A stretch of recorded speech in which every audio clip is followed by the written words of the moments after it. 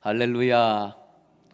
예, 오늘은 2부 예배에 부활절 이 칸타타로 연합 찬양으로 하나님께 영광을 올려 드립니다. 그래서 부득이 1부 예배는 따로 찬양대가 서지 않아서 조금 허전한 그런 느낌도 있으실 수 있을 텐데 1부 예배 들으셨어도 또 마음의 감동이 되시면 2부 예배도 함께 하시면 더욱 은혜로울 것이라고 생각이 됩니다. 제가 이 신학생 때에 채플을 신학교는 자주 드리게 되는데요. 채플 때에 한 목사님이 이제 말씀을 전하시려고 신학교에 오셨습니다. 다 신학생이니까 이제 다 전도사님으로 이렇게 호칭을 하거든요. 이 전도사님들 부활이 뭔지를 아십니까? 이렇게 문제를 낸 거예요. 쉽잖아요. 부활이 뭐 죽었다가 살아나는 거. 그래서 그렇게 여기저기서 이제 대답을 합니다. 그런데 그 목사님은 아마 마음이 좀 시원해지는 대답이 아닌가 봐요. 또 없냐? 또 다르게 이 부활에 대해서 다르게 말하는 사람 없냐? 계속 자꾸 물어보는데 다른 대답이 나올 게 없잖아요. 뭐 죽었다가 살아나는 것이 부활인데 무슨 대답을 기대하실까? 그래서 또 뭐라고 이렇게 대답도 하긴 하지만 한 대답도 그 목사님이 원하는 그런 정답이 아니었던 것이지요. 한참을 기다리다가 그 목사님이 정답을 이제 이야기를 하십니다. 부활은 죽었다가 다시 살아나서 영원히 죽지 않는 것입니다. 이렇게 말하는 거예요. 그러면서 신학생들이 그것도 모르냐, 적어도 신학생이면 그것을 부활을 정확하게 알고 있어야 한다, 이런 이야기를 하시는데 그 시간부터 제가 맞구나, 이것을 바로 알고 있어야지 또 바로 전하고 또 바로 가르칠 수도 있겠다 해서 제가 부활주일이면 종종 학생들에게나 이런 이제 질문을 내곤 합니다. 부활은 죽었다가 다시 살아나는 것, 거기까지가 아니에요.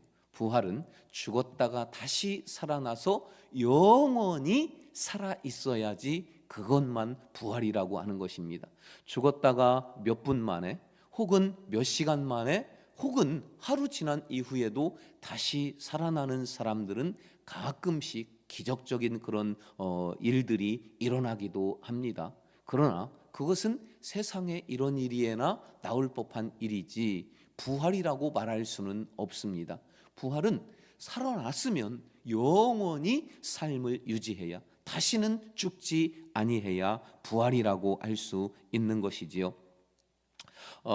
이 부활하신 그 예수님을 오늘 만나는 그런 사람들에 관한 우리가 말씀을 보았습니다. 누가복음 24장 13절 이후에 보면은 여러분도 잘 아시는 엠마오로 가는 두 제자에 대한 기사가 30절 이후까지 아주 길게 기록이 되어 있습니다. 엠마오로 가는 두 제자 중 한 제자의 이름은 글로바라고 합니다. 그리고 나머지 한 제자는 이름이 나오지를 않아요. 그래서 한 제자는 누군지 이름을 모르고 한 제자는 글로바라고 하는데 이 두 제자가 주일이었어요. 주일 오후입니다. 그러니까 예수님이 금요일에 십자가에 달려 돌아가셨고 장사되셨고 그리고 주일 새벽에 부활을 하셨어요. 그리고 그날 오후에 이 두 제자는 엠마오로 터벅터벅 걸어갑니다. 왜 엠마오로 갑니까? 내가 믿었던, 내가 의지했던 메시아라고 생각했었던 그분이 죽었어요. 아무 힘도 없이 저항도 못하고 그저 맥없이 십자가에 달려서 죽었단 말이에요. 이제 소망이 없습니다. 글로바와 한 제자는 새로운 삶을 이제 찾아야 하기 때문에 엠마오로 가고 있는 것입니다. 그 발걸음이 가볍고 힘차고 즐거웠겠습니까? 얼마나 무겁고 얼마나 그 패배감으로 사로잡혀 있는 그런 발걸음이었을까요? 그 두 명의 제자에게 광야를 걸어가는 그 길 가운데 부활하신 예수님이 그들과 합류하십니다. 근데 부활하신 예수님이 특별히 분장이나 변장을 하신 모습이 아니에요. 살아계실 때 그 모습 그대로 그들에게 다가오십니다. 그래서 어디 가냐, 또 무슨 일이냐 물으면서 참 이런 답답한 사람을 봤나, 예루살렘에서 요즘에 일어났었던 그런 일들도 모르냐고 하면서 자세히 이야기를 해주면서 대화를 하면서 몇 시간을 함께 갑니다. 그들이 여관에 이르러서 식사를 할 때에 그 예수님이 기도해 주실 때, 그때 그 두 제자가 깨닫고 예수님이구나 하고 눈을 뜨는데 이미 그때의 예수님은 사라지고 그곳에 계시지 않았던 것이지요. 왜? 살아나신 부활하신 예수님과 함께 길을 걷고 대화를 하면서도 그분이 부활하신 예수님이라고 하는 사실을 그들은 깨닫지 못했을까요? 눈으로 보는 것과 우리가 만나는 것과 깨닫는 것은 다르다는 것이지요.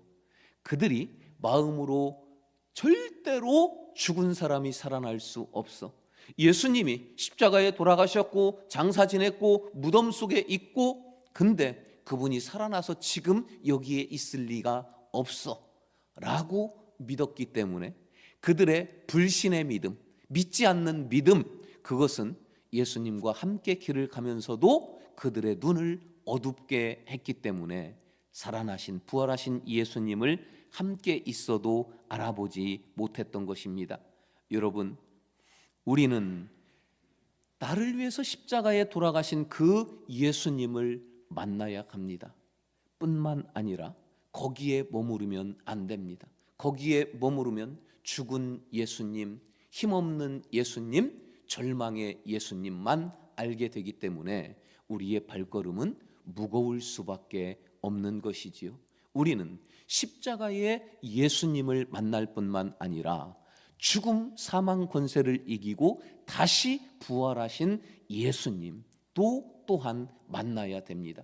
그래야지 우리의 신앙이 균형이 잡힐 뿐 아니라 건강한 신앙이 될 수 있어서 나를 위해 십자가에 달려 돌아가신, 내 죄를 사하신 그 예수님에 대한 감사함과 더불어서 승리의 예수님, 사망 권세를 이기신 그 예수님과 더불어서 승리의 인생을 살아갈 수 있는 것입니다. 그럼 부활하신 예수님을 만나면 우리에게 어떤 일, 어떤 변화가 일어날까? 오늘 몇 가지 함께 살펴보려고 합니다. 부활하신 예수님을 만나면 첫 번째로는 기쁨으로 충만하게 된다는 것입니다. 자, 기쁨으로 충만하게 되는데요. 오늘 마태복음 28장 우리가 보신 이 본문 가운데 그 상황을 먼저 살펴보려고 합니다. 말씀 아직 띄우지 말아 주시고요. 이 본문의 이 상황이 어떤 상황이냐? 자, 예수님이 십자가에 달려 돌아가시었고 무덤에 장사가 되었습니다. 그리고 사람들은 생각을 해요. 특히 예수님을 못 박은 그 장본인들, 기득권 세력들은 들은 것이 있어요. 사흘 만에 다시 부활한다는 말을 들었거든요. 만약에 우리가 죽인 이 예수가 사흘 만에 다시 부활하면은 이것은 돌이킬 수 없는 엄청난 파장을 일으키게 될 거예요. 그래서 그들은 두렵기도 하거니와 그런 일을 사전에 막아야 하는 것이지요. 그래서 그 무덤 앞에 경비병을 세워 두었습니다. 근데 그 경비병이 되었다고 한번 생각을 해 보십시오. 밤새 그 무덤을 지켜야 합니다. 새벽이 다가옵니다. 근데 이분이 만약에 진짜로 메시아일 수도 있어요. 그 두려움, 그 다가오는 공포, 이분이 진짜 살아나면 어떻게 하지? 이분이 진짜 메시아였다면 어떡하지? 그 밀려드는 이 경비병들의 두려움, 이건 말로 표현할 수 없는 그 새벽의 두려움으로 다가왔습니다. 그런데 그때에 안 그래도 두려움이 이 엄습하는 그 어둠 속에서 천사가 나타나요. 무덤 앞에 큰 돌을 옮기고 그 돌 위에 앉아 있습니다. 그 모습을 이 경비병들이 보게 되는데 그게 4절 말씀이에요. 4절 말씀 한번 함께 보시겠습니다. 지키던 자들이 그를 무서워하여 떨며 죽은 사람과 같이 되었더라. 경비병들은 기절했다는 거예요. 죽은 사람처럼 아무것도 할 수 없는 무능의 상태가 되었다는 것입니다. 두려움에 가득 차면 그들은 죽은 사람과 같이 될 수밖에 없는 것입니다. 왜 하나님은 우리에게 성경에 365회나 두려워하지 말라고 말씀하십니까? 두려움에 사로잡힌 사람은 죽은 사람과 같다는 것입니다. 그렇다면 그 무덤 가운데 두 여인이 새벽에 찾아갑니다. 그 두 여인은 무슨 일이 일어날까? 두 여인도 두려웠어요. 5절 말씀으로 함께 보십니다. 천사가 여자들에게 말하여 이르되 너희는 무서워하지 말라. 십자가에 못 박히신 예수를 너희가 찾는 줄을 내가 아노라. 그 두 여인도 두렵기는 마찬가지였어요. 그 두려워하는 두 여인, 여전히 그 무덤으로 찾아갔었던 두 여인의 마음, 무덤까지 가는 두 여인의 발걸음을 생각해 보면 그 발걸음은 또 얼마나 무거웠을까요? 두려움의 발걸음은 무거울 수밖에 없게 되어 있습니다. 그런 그들에게 변화가 일어납니다. 두려움으로 가득 찼던 저 두 여인들, 8절 말씀에 보면 어떤 변화가 있을까요? 함께 보십니다. 그 여자들이 무서움과 큰 기쁨으로 빨리 무덤을 떠나 제자들에게 알리려고 다름질할세. 천사가 두 여인에게 말했습니다. 살아나셨다고. 그 두 여인 그때의 마음에 두 마음이 있습니다. 하나는 두려움으로 가득 차 있었는데 거기에 기쁨이 들어오기 시작합니다.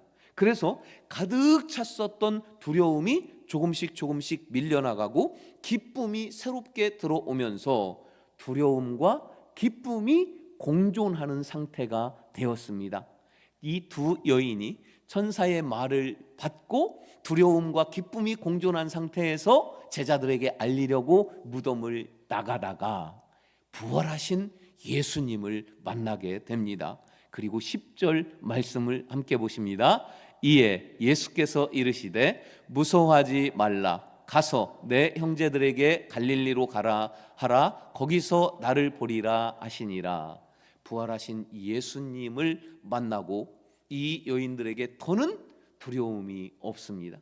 두려움은 완전히 다 나갔고 그 가운데에 마음속에는 기쁨으로만 충만하게 되어 있습니다.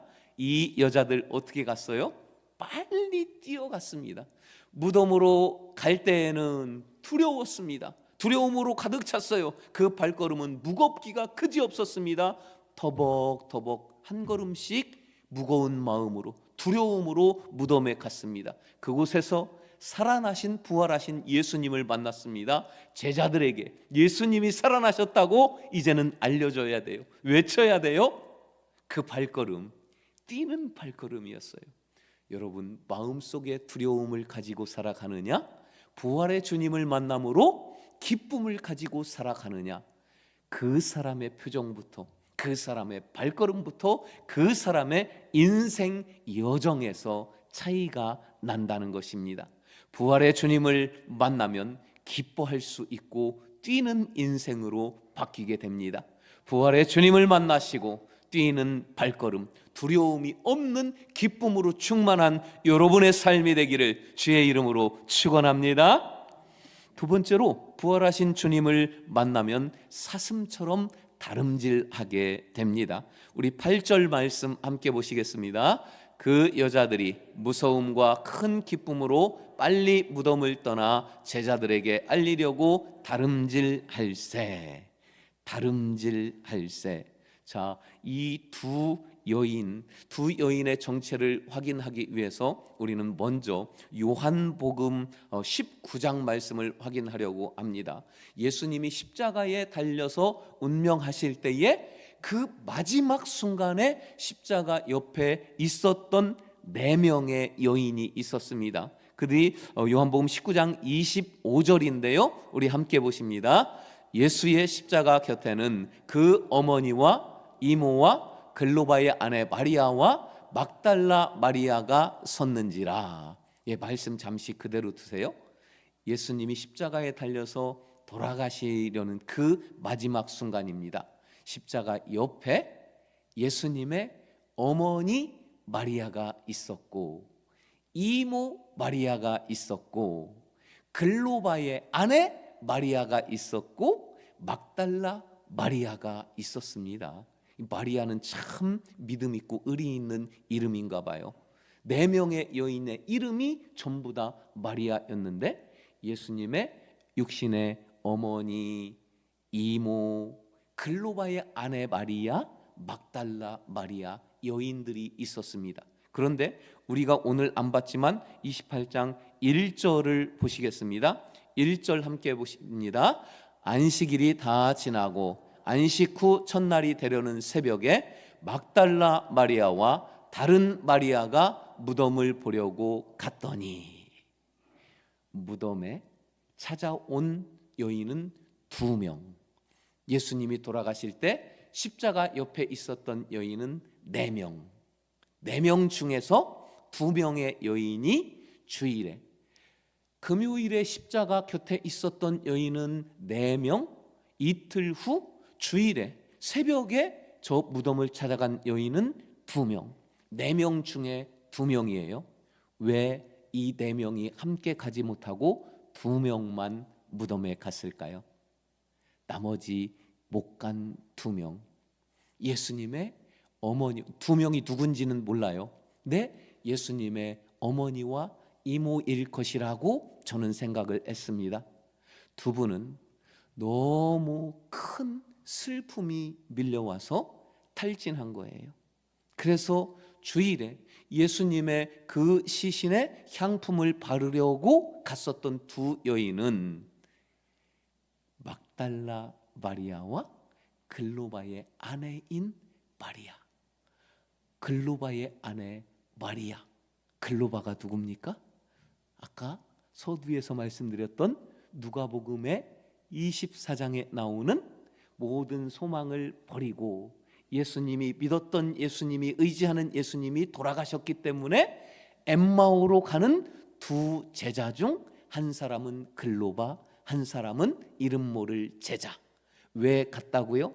더는 소망이 없기 때문에 살 길을 찾아서 터벅터벅 무거운 발걸음으로 엠마오로 갔어요. 그 글로바의 아내는 그날 새벽에 무덤에 가서 예수님, 살아계신, 살아나신, 부활하신 예수님을 만났어요. 아내는 그날 새벽 살아나신 예수님을 만나서 발걸음이 가벼워졌습니다. 남편은 믿질 않았어요. 아내의 말을 안 믿었어요. 그럴 리 없다. 어떻게 그렇게 못 박히고 그렇게 옆구리에 창을 찔리고 그렇게 완벽하게 돌아가셨는데 어떻게 다시 살아날 리가 있겠냐, 그럴 리 없다 하면서 그는 새 삶을 찾아서 터벅터벅 무거운 발걸음으로 갑니다.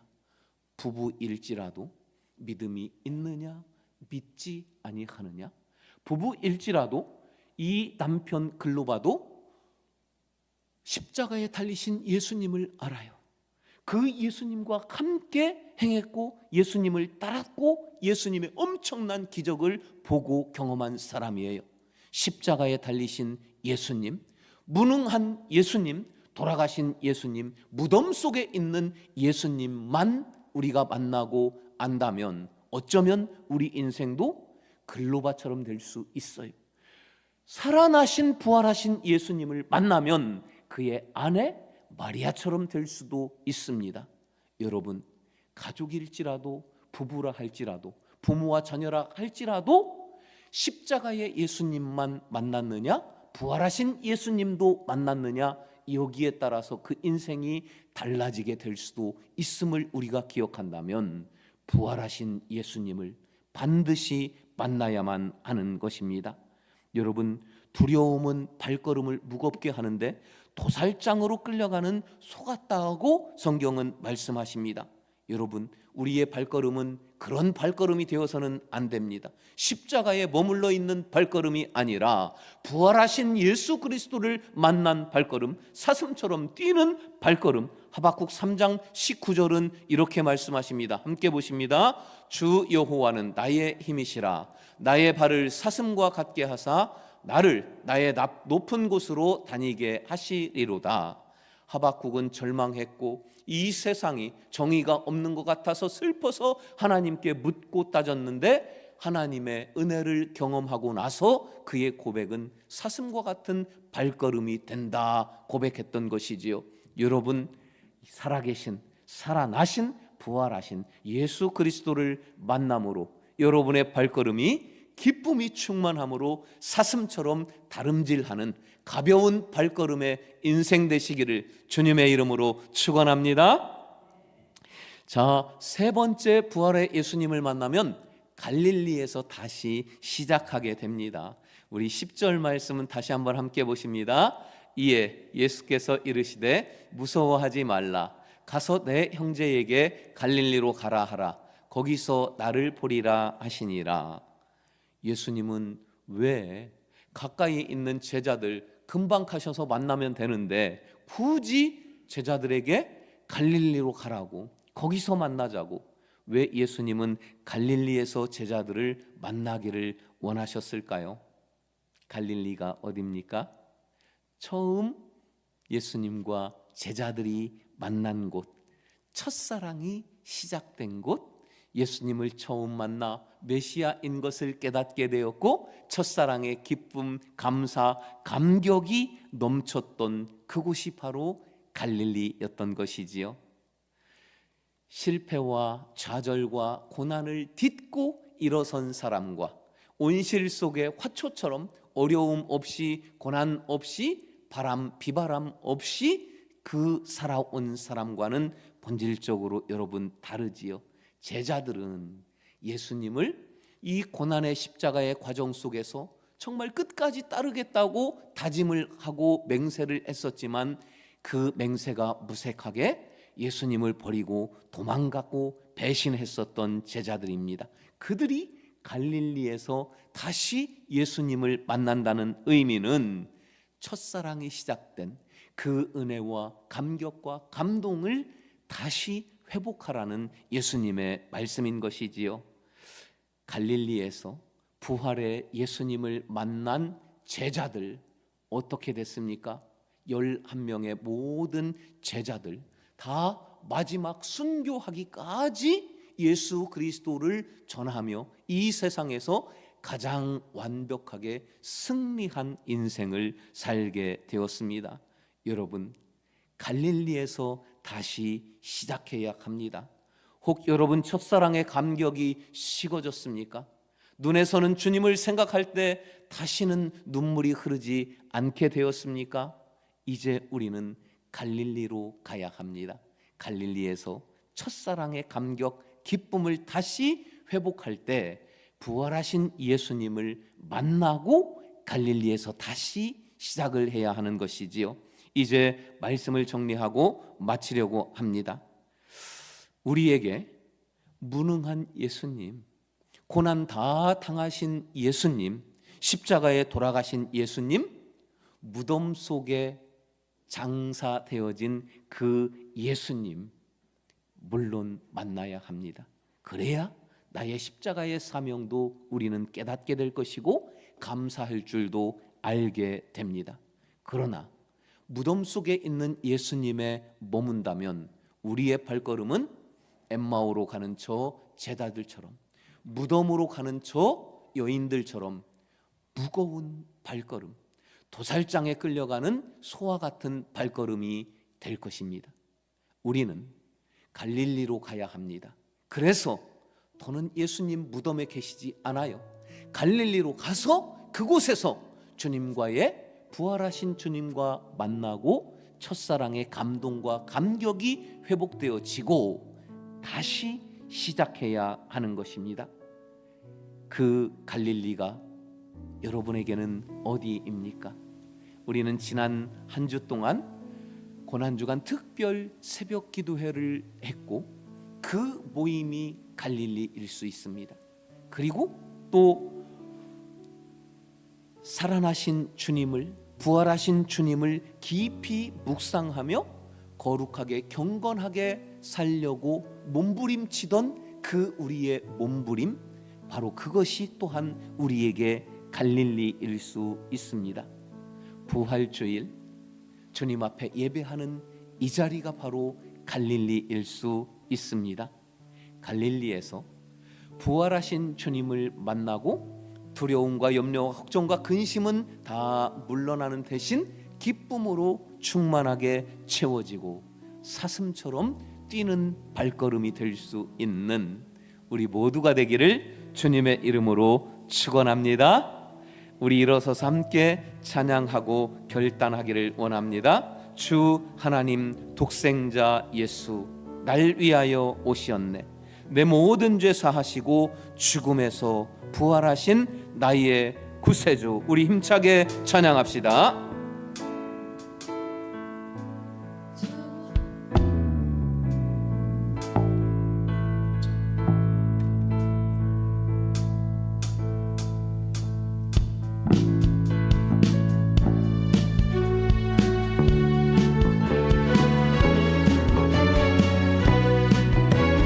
주 하나님 독생자 예수, 주 하나님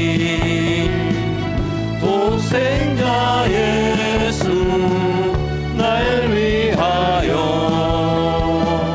오시었네. 우리 손뼉치며 찬양합시다. 모든 죄 용서하시고 죽음에서 부활하신 나의 구세주, 살아계신 주, 살아계신 주, 너의 참된 소망, 걱정 근심 전혀 없네. 사랑의 주내 발길 인도하니 내 모든 삶의 기쁨 늘 충만. 주 안에서 거듭난 생명, 주 안에서 거듭난 생명 보시는 주의 사랑, 참 기쁨과 확신 가지고 예수님의 도심을 믿으며 살리. 살아계신 주, 살아계신 주, 나의 참된 소망, 걱정 근심 전혀 없네. 사랑의 주의 발길 인도하니 내 모든 삶의 기쁨 늘 충만. 그 언젠가 주 뵐 때까지, 언젠가 주 뵐 때까지 주를 위해 싸우리라. 승리의 길 멀고 험해도 주님께서 나의 앞길 지켜주시리. 살아계신 주, 나의 참된 소망, 걱정 근심 전혀 없네. 사랑의 주내 발길 인도하니 내 모든 삶의 기쁨 늘 충만하네. 사랑하는 여러분, 우리는 부활의 주님을 반드시 만나야 합니다. 부활의 주님을 만나 기쁨을 회복하게 하시고 감격과 감동을 회복하게 하시고 사슴처럼 밝은, 사슴처럼 뛰는 내 인생의 발걸음 되기를 말씀 붙잡고 우리 주여 3번 부르고 함께 기도하십니다. 주여, 주여, 주여. 할렐루야. 은혜로우신 아버지 하나님 감사합니다. 부활의 주님을 만나기를 원합니다. 주 예수 부활하셨는데 여전히 믿지 아니하는 이들의 발걸음을 우리가 보았나이다. 하나님, 부활의 주님을 만나고 다시 십자가의 그 은혜와 뿐만 아니라 부활의 기쁨과 감격을 회복하여서 나의 마음속에 기쁨이 가득하며 나의 발걸음이 사슴처럼 뛰는 발걸음 되기를 원합니다. 하나님, 내가 서 있는 이 예배의 자리가 갈릴리가 되게 하여 주시옵소서. 부활의 기쁨을 만나 승리하는 내가 되게 하여 주시옵소서. 하나님, 함께 하여 주시옵소서. 아버지 하나님, 감사합니다. 하나님, 주 예수 그리스도께서는 나를 위하여 십자가를 지셨을 뿐만 아니라 또한 부활하고 승리하셨는데 여전히 무덤 속에서 주님을 찾는 것은 아닌지 나 자신을 돌아보며 무덤이 아닌 갈릴리 그곳 가운데에서 살아계신 주님을 만나고 감격을 회복하고 사슴처럼 뛰는 가벼운 발걸음으로 바뀌어지는 내 삶이 되게 하여 주시옵소서. 부활하심의 승리를 온 땅에 선포하며 살아가는 능력의 우리 모두가 되게 하여 주시옵소서.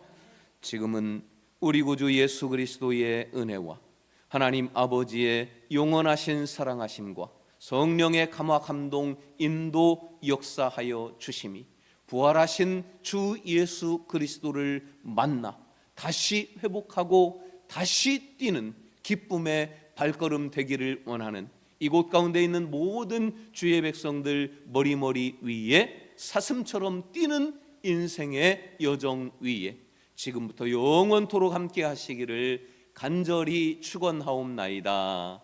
아멘.